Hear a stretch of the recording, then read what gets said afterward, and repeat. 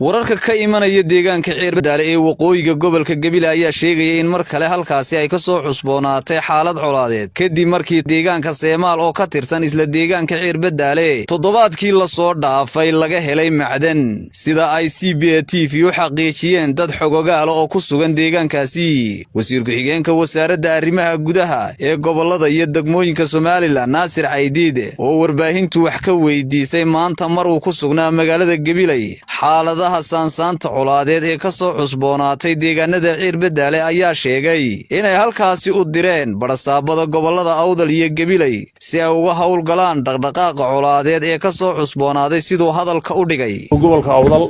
iyo ciidamada booliska ku maqan warbixin wuxuu ka soo kordhay wala Kenya hadii la reebo qayb kamid ah ka tirsan midkana waa tagay isaguna imku tagay hadii looga baxo ayuu ka yimi isagu qaybta dhinaca kana wax wara kama haynay wali laakiin waa barasaabka jooga saabka ku sheegi doona meeshu